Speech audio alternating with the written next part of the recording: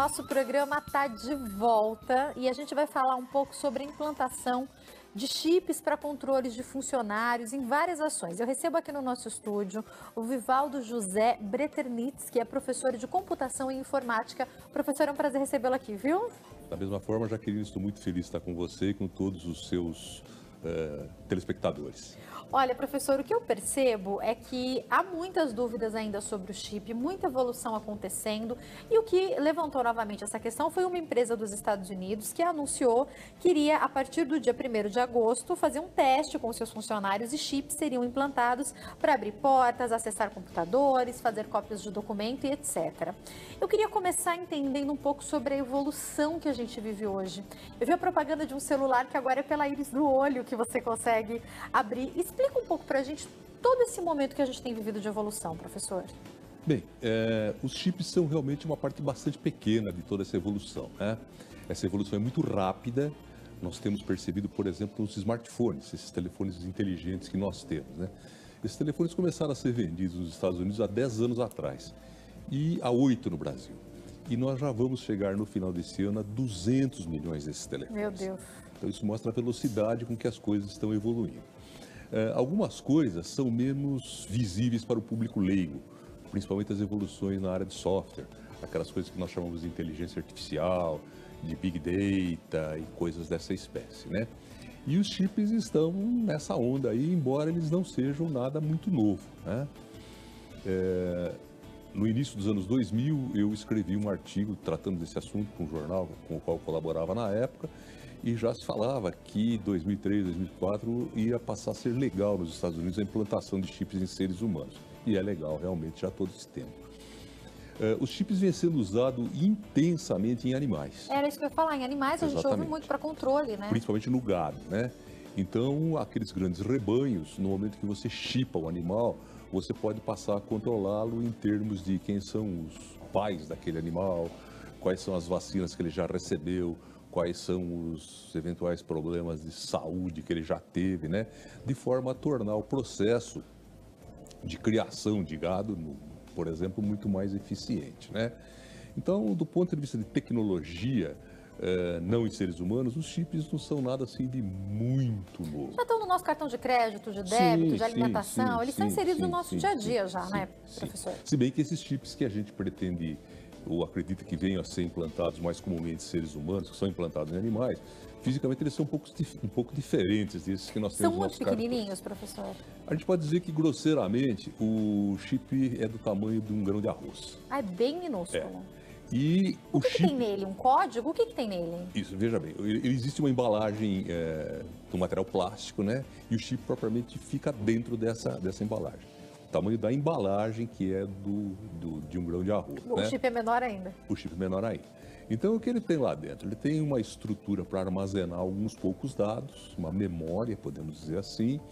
Ele tem uma bobina de forma que, se um leitor, como se fosse um scanner desse supermercado, lê-lo, vai ser possível gerar energia para que o chip transmita as informações que estão gravadas deles para dentro, para esse scanner, certo?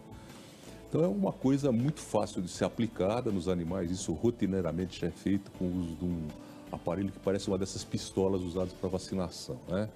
No ser humano, a gente poderia usar técnicas um pouco mais delicadas, digamos assim, fazendo uma pequena incisão na pele, colocando o chip lá dentro e ponto final. Ficaria imperceptível, professor? Imperceptível, realmente. Onde que pode se colocar? Até porque, desculpa, Imagina. a ideia é que eles sejam implantados em músculos, né? E eles são desenhados de forma que os músculos acabem envolvendo o chip. Então você não consegue perceber tocando na pele, né? Usualmente, para facilidade até de uso, de utilização do chip, a ideia é que eles sejam implantados na mão das pessoas, tá? Mas pode ser em qualquer parte do corpo a princípio, né? Agora, se eu implantar um chip, por exemplo, no dedo do pé, e eu for tentar fazer uma leitura no Toda vez que for usar vai dar um trabalhão, né? Com a mão é mais tranquilo, basta levantar a mão e a coisa pode funcionar. Eu vou lhe fazer uma pergunta porque, por também atuar no Mackenzie, deve estar acostumado com esse tipo de pergunta. Eu quero chegar no X da questão para mim, que vai ser privacidade, mas antes disso, Existem muitas polêmicas e teorias da conspiração quando a gente fala de chips. Sim. Porque como a Bíblia traz alguns apontamentos, a partir daí teorias são criadas. A história de que teria uma marca da besta na mão direita ou na testa, a história de que em todo código de barra há um número 66 inserido ali que não aparece. Isso tudo é mito, é só teoria, professor? Bem, veja, eu não sou especialista nas escrituras, né? Mas eu creio que determinadas passagens da Bíblia, como por exemplo o Apocalipse, onde consta essa marca da besta, não pode ser simplesmente interpretada literalmente. Eu li lá que vai ter uma marca na testa, na cabeça ou na mão, etc, né? Eu acho que a absoluta maioria da população não está preparada para fazer esse tipo de interpretação e eu estou absolutamente convicto que isso que João disse no Apocalipse não tem nada a ver com o chip, tá? Certo? Até porque daqui a pouco a gente, eu não sei se eu vou poder explicar melhor, mas daqui a pouco a gente vai precisar desse chip para as nossas questões rotineiras, inclusive, se isso evolui de fato, não? Sim, sem dúvida. Desde o nosso nascimento, por exemplo, né, para evitar que um bebê seja sequestrado. Eu posso identificar uma criança que eventualmente venha a ter sido sequestrada, até registrar coisas como, por exemplo, vacinação, até, por exemplo, já na vida adulta, registrar, por exemplo, alergia a determinados medicamentos. Às vezes uma pessoa recebe tratamento médico de urgência, ela é alérgica a um medicamento e pode ter um problema seríssimo, pode levar até a morte, né? Verdade. Às vezes a pessoa é portadora de uma doença, se isso não estiver registrado em nenhum lugar e ela for atendida de emergência, também pode vir a ter problemas sérios, né? Agora, como você disse no início, né, quase toda tecnologia tem o seu lado bom e o seu lado ruim, né? Vamos conversar um pouquinho mais sobre saúde, chips e saúde, né? Por favor. Vamos supor que eu tenha um desses chips e que eu seja portador de uma doença crônica qualquer. Começa a entrar na privacidade aí, né? E de repente eu esteja concorrendo a um emprego. Com o chip, a empresa que eventualmente está me contratando pode acessar meu prontuário médico e falar, olha, essa pessoa eu não quero porque ele tem uma doença que pode vir a piorar. Hoje em dia não tem nenhum problema, mas no futuro. Ou então que eu esteja tentando contratar um seguro, né? Estou tentando contratar um seguro e a seguradora fala, opa, esse cara já tem esse negócio aqui, eu alio isso que eu já tive, né? Eu uso essa informação aliada a outras que inteligência artificial pode trazer, obtendo coisas do tipo, quem fica rotineiramente gripado e tem enxaqueca, por exemplo, pode vir a ter tuberculose, tá? Então, vai se ligando as informações. Exatamente, né? Isso são técnicas de inteligência artificial que também já estão aí, né? Então existem perigos muito grandes, principalmente relativos à privacidade, como você disse. Como é que controla isso? Né? Tem que existir uma legislação severa, discutida com a sociedade, certo? E aplicada e fiscalizada, né? Porque senão nós podemos vir a ter problemas sérios ou mais sérios do que nós já temos hoje, mesmo sem que tenhamos os chips implantados no nosso corpo, né? Professor, quanto a essa empresa nos Estados Unidos, o que a matéria que eu li explica é que os funcionários têm a opção de querer ou não colocar o chip. A ideia é que sempre seja assim, ou o senhor imagina que a gente pode evoluir para um momento que quem não tiver o chip vai ficar atrás, não vai conseguir as coisas que as outras pessoas conseguem? Não, eu não acredito, eu li essa matéria que você está mencionando e me parece, pelo tamanho da empresa, pelo ramo que a empresa atua, que eles estão mais querendo fazer uma experiência. Vamos ver como é que esse negócio funciona, tal, que utilidades que esse chip pode vir a ter efetivamente, né? Eu não acredito, a não ser num prazo que está muito além das nossas expectativas aí, que isso venha a ser obrigatório ou, em termos práticos, obrigatório, né? Eu acredito que muita gente vai perceber que o uso desses chips pode trazer algumas vantagens, por exemplo, nessa área de saúde, por exemplo, na área de acesso a bancos, caixas eletrônicos, às nossas residências, ao nosso trabalho, aos nossos automóveis que estão recebendo cada vez mais tecnologia embarcada, né? E que as pessoas queiram usar esses chips, certo? Agora, professor, eu tenho algumas perguntas nessa área desse avanço para te fazer. Um grande questionamento que aconteceu aqui, por exemplo, é com relação à Zona Azul, que agora é virtual. Existem sim ainda alguns postos onde você pode, por exemplo, você não tem um smartphone, você vai nesse posto, dá o valor, eles acionam para você. Mas eu vi muitas pessoas reclamando porque às vezes a internet não está funcionando. Às vezes a pessoa não tem um smartphone desse. É a minoria, mas pode acontecer. Levantou um grande questionamento e a gente está falando apenas da Zona Azul. Essas questões de evolução demandam o quê? Demandam a nossa adaptação também, professor? O que o senhor vê? Estou dando exemplos simples aí. Demanda. Mas, no caso da Zona Azul aqui, por exemplo, eu não moro em São Paulo, eu moro em outra cidade, eu moro em Jundiaí. Né? Em Jundiaí, a Zona Azul é da época da Idade da Pedra, né? Então, nós temos parquímetros. Só que para você comprar um ticket de estacionar seu carro, você precisa ter moedas. E moedas do valor exato do estacionamento. É pior que o papel ainda. É pior que o papel e é pior que o smartphone, digital, né? Então, o que acontece, que a gente observa a cada novidade que surge na área de tecnologia de uso diário das pessoas, é que as pessoas reclamam, né? Pô, agora eu vou ter que aprender isso, agora eu vou ter que usar aquilo, tá? Mas isso, infelizmente, é inexorável, né? A gente tem que estar preparado para mudanças cada vez mais constantes e temos que acompanhar essas mudanças. O que não significa que nós tenhamos todos que sermos expertos em computação, em telefonia celular e coisas dessa espécie. Nós só não podemos dizer como a minha avó dizia, por exemplo, eu não falo ao telefone, ponto, porque eu não quero falar, certo? Se nós não tivéssemos adotado esse processo de evolução, a gente estaria cozinhando fogão a lenha, certo? É verdade, então, e é exatamente isso que o senhor está falando, as adaptações. Quando a gente fala de quando a TV chegou, e muitos falavam, né? Isso é do diabo. Quantas pessoas falaram isso, né, professor? Ou quando outras evoluções aconteceram, a gente pode falar da luz, da lâmpada, a gente pode falar de tanta coisa. É sempre um susto no começo, até a gente perceber que não vive mais sem, né? Sim. E uma coisa que agora está acontecendo nessa área de evolução tecnológica, ela é cada vez mais rápida. Né? A evolução sempre houve, mas ela acontecia sempre num ritmo mais moderado. Hoje em dia a evolução é muito rápida, né? E isso exige que a gente se adapte com mais frequência, certo? A novas alterações. Eu me lembro que algum tempo atrás, quando a gente tinha ainda aparelhos de videocassete em casa, tinha um reloginho digital na frente do videocassete, né? E as pessoas diziam que era muito fácil descobrir numa casa se havia adolescentes naquela casa. Porque se o reloginho estivesse piscando, ou seja, ele parou, o vidro ficou sem energia por algum momento, quando ele voltava, o reloginho ficava piscando ali. Se ele não estava piscando, é porque algum adolescente foi lá e acertou, porque os adultos não conseguiam fazer aquilo. Então... E até hoje né, com alguns aparelhos que a gente tem, que a gente deixa para lá porque vai dar muito trabalho, como é que faz? Esses dias eu estava no meu carro e eu fui registrar as estações de rádio que eu mais ouço, né? E demanda você falar, peraí, é aqui que eu aperto, é aqui registrou? Sim. E eu percebo que, assim, a geração da minha irmã, que é 6 anos mais nova que eu, tem mais facilidade. Os meus sobrinhos, que têm 5 anos, têm mais ainda. E a geração do meu filho, que daqui a pouco nasce, tem mais facilidade ainda. Isso é um fato, não é mesmo? É um fato, eles nascem inseridos nessa geração, existe um artigo muito interessante que foi escrito talvez há uns 10 anos atrás por um psicólogo canadense, eu não me lembro do nome dele, mas ele dizia que a humanidade se dividia naquele momento, né, e hoje isso é mais verdade ainda, em 2 grandes grupos. Eram os nativos digitais, a garotada, e os imigrantes digitais, que éramos nós que entramos nesse mundo quando os sistemas, os computadores, a eletrônica toda ainda era muito menos desenvolvida, não era usada no nosso dia a dia. Me lembro daquele computador preto com as escritas em verde.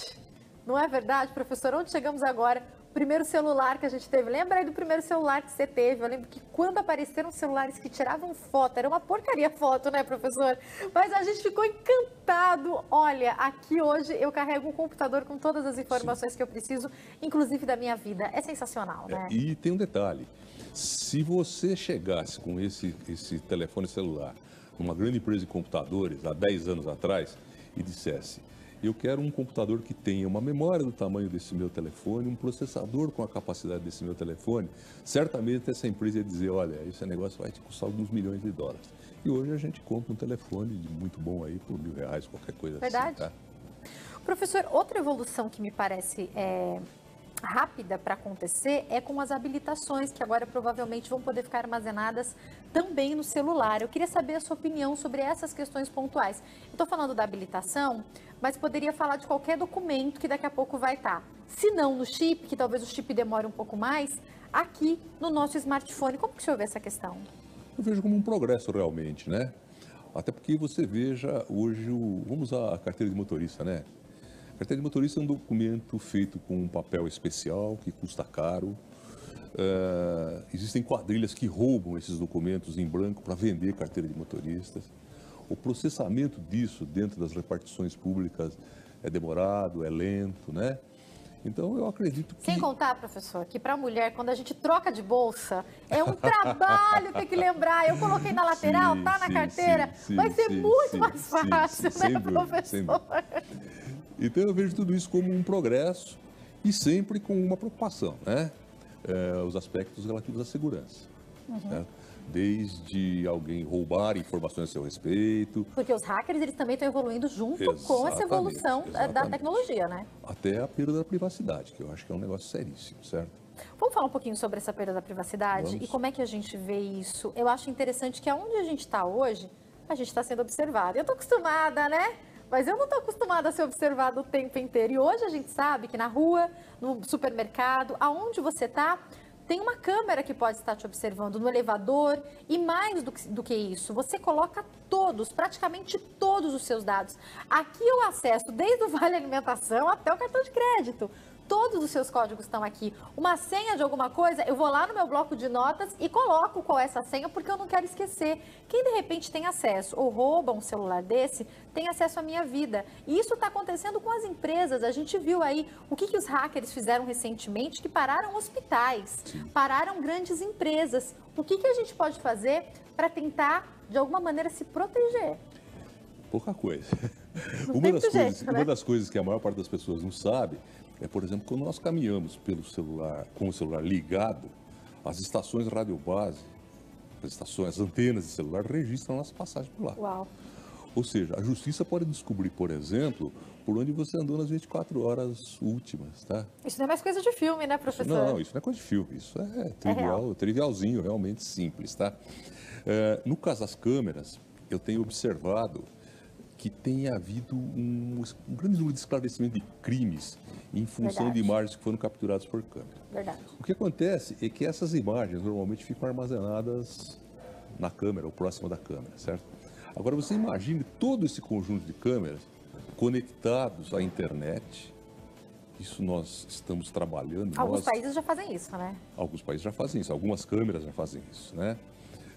Isso é um novo campo de estudos chamado Internet das Coisas. Nós, na Universidade de Mackenzie, estamos trabalhando nisso.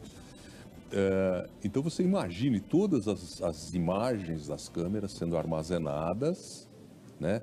Ou até pior, além da câmera, pode ter um scanner que registra no chip que está na sua mão. Meu Deus! Jaqueline passou por aqui tal hora.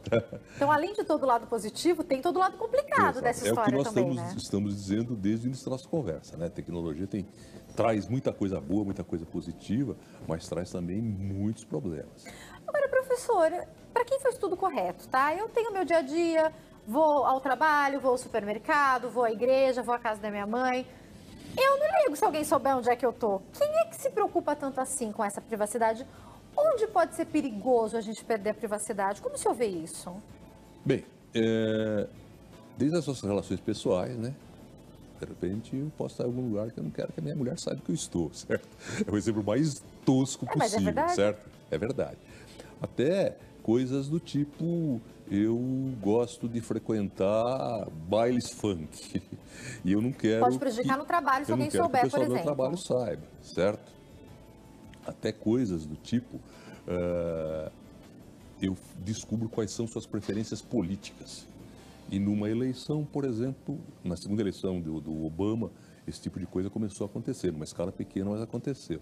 Então, eu conheço suas preferências políticas, eu vou produzir um material destinado a você, porque eu conheço suas preferências políticas, eu conheço suas preferências de consumo, eu conheço seus medos, eu conheço seus afetos, para, por exemplo, manipular você enquanto eleitor. A série House of Cards mostra um pouquinho da possibilidade disso, me chamou muito a atenção.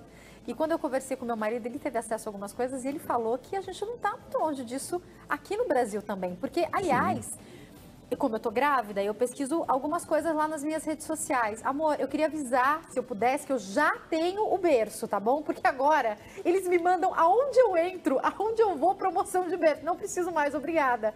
Eles descobrem o que você está pesquisando e acabou. É no meu computador de casa, é no meu celular. Se eu entrar no computador da minha mãe, entrar no meu e-mail, lá vem coisa de bebê. Obrigada, gente, eu já comprei. É assim agora, né? É assim. No início, né, até algum tempo atrás, e isso até pode ser útil ainda. Vamos pensar em compras, né? Aham. Eu sou, por exemplo, cliente de uma rede de supermercados e regularmente eu compro vinho, por hipótese, tá? E o supermercado tem essa informação a meu respeito, né? Alguns supermercados têm programa de fidelidade, eles registram o que a gente compra cada vez. Então o supermercado pode, por exemplo, quando ele tem uma oferta de vinhos ou quando ele tem um novo vinho, mandar uma mensagem e me oferecer. Isso é legal, bacana. Porque pode ser até, né? extremamente confortável, né? Exatamente, exatamente. Antigamente, o que acontecia? O supermercado fazia uma mala direta, imprimia e enviava pelo correio milhares de cartas. Isso custa caro, isso é pouco eficiente, mas é um negócio pequeno em termos de invasão de privacidade, né? Para o meio ambiente até isso é positivo, né, professor? Também para o meio ambiente, sem dúvida, né? O consumo de papel tem um limite, a humanidade tem um limite de consumo de recursos naturais, né? De repente, se a gente dobrar a população da Terra, não sei o que vai acontecer, certo? Verdade. Então, todo esse processo de digitalização, de virtualização, como alguns chamam, tem também pontos positivos desse lado dos recursos naturais. Professor, vamos ter então alguns limites? O senhor falou sobre uma coisa que me chama muita atenção. A gente fez alguns bate-papos aqui sobre mulheres que querem engravidar e a dificuldade, por exemplo, que elas têm de conseguir emprego se falarem que querem engravidar. Isso ainda acontece. Então eu fico pensando nesse cruzamento de informações, né? Falei sobre isso, mas poderia falar sobre qualquer outra coisa. Algo que a pessoa faça no dia a dia dela que pode atrapalhar na hora de uma contratação. E de repente, tendo acesso ao chip, a pessoa pode ter acesso a essas informações, então? E não só o chip, nas redes sociais hoje, né? Imagine se você está contratando alguém e você entra numa rede social, na página desse alguém e vê lá: eu odeio a segunda-feira. Pronto, já se Eu queimou. detesto o meu chefe. Eu só trabalho Perdeu o porque contrato, eu não quero né? morrer de fome. Pô, certamente, né? Então já tem que ficar atento desde agora, né? Desde agora. As grandes empresas, todas elas varrem as redes sociais na hora de contratar pessoas. Então, muita atenção com tudo que você expõe. É uma escolha Exatamente. nossa também se expor muitas vezes, né, E é professor? digamos, uma abertura da privacidade que a gente dá, né? A gente faz isso, é a gente que A gente escolhe. faz isso. Eu tenho que encerrar, professor, rapidinho. Eu queria falar um pouco sobre os carros automáticos. Tem coisas novas por aí também, não tem? Tem. Os carros autônomos já poderiam estar na rua, não mais em testes, mas em produção. Mas existem alguns problemas ainda, né? Nós tivemos notícia. Como que um carro autônomo funciona? Ele tem câmeras, por exemplo, e outros sensores que eles leem os sinais de trânsito. E houve um teste feito por esses dias aí, que foi publicado agora em algumas publicações técnicas. Você tem uma placa, por exemplo, de pare, um P lá, tá? O carro autônomo ia ver, opa, parei, né? E de repente, se você colar um adesivo naquela placa, não precisa nem cobrir a placa inteira, você só tira o formato do P, né? O carro pode não saber o que fazer. Aqui em São Paulo, gente, Certo. aqui perto na Rio Branco, os faróis, por exemplo, eles quebram toda hora. Exatamente. Como é que faz um carro desse? Exatamente, é um problema. Além disso, existem outras coisas. Eu posso hackear um carro sem motorista. Gente, a pessoa dá para controlar, dá para sequestrar alguém, então. Sequestrar alguém não é nada. Eu posso usar esse carro para matar alguém, jogar em cima de uma multidão qualquer que esteja parada, né? Tem muitos problemas ainda para chegar a esse ainda. tipo de carro. O que a gente acredita hoje em dia em termos de carros autônomos é que a primeira coisa que vai chegar ao mercado efetivamente são veículos de transporte, como caminhões, tá? Caminhões, eu diria até que semi-autônomos, né? Você teria um caminhão dirigido por um motorista e atrás dele um comboio mais alguns sem motorista, certo? Perfeito. E eles podem, a Suécia está muito avançada nessa área, porque tem grandes fabricantes de caminhões lá, né? Scania, Isso que eu ia perguntar, alguns países vão sair na frente, né? Sim. Então, eu poderia ter esses caminhões viajando mais próximos um do outro, porque todos eles responderiam a comandos automáticos. Eu poderia ter, por exemplo, 10 caminhões viajando daqui para o Nordeste, uma viagem que um caminhão hoje o sujeito tem que parar, o motorista dormir, fazer refeições, demora muito mais. Eu poderia ter um comboio desses de 10 caminhões com 2 motoristas e não parar nunca, tá? O que diminui mão de obra, né? Diminui, isso é outro problema. Que aí tem o lado negativo social, também, né? Mas diminui os custos, né? Então, esse problema da mão de obra é outro problema que a sociedade vai ter que refletir a respeito. A gente tem que resolver um monte de problema para essas evoluções ainda, né? Tem. Aqui no país, então, o momento que a gente vive nem se fala, né? Eu tenho que encerrar, professor, mas eu quero te convidar para voltar, porque esse tema ainda rende muito, eu tenho muitas perguntas ainda. Quem quiser entrar em contato com o professor, telefone 0 operadora 11 97315 5008 e tem também o e-mail que é vjbreternitz@mackenzie.br. Professor, obrigada por ter vindo, viu? Quem agradece sou eu, um grande abraço, até a próxima. Até a próxima. Tá. Eu vou para um break, daqui a pouco eu estou de volta aprendendo sobre registros de partos com a Ellen Brito, não sai daí.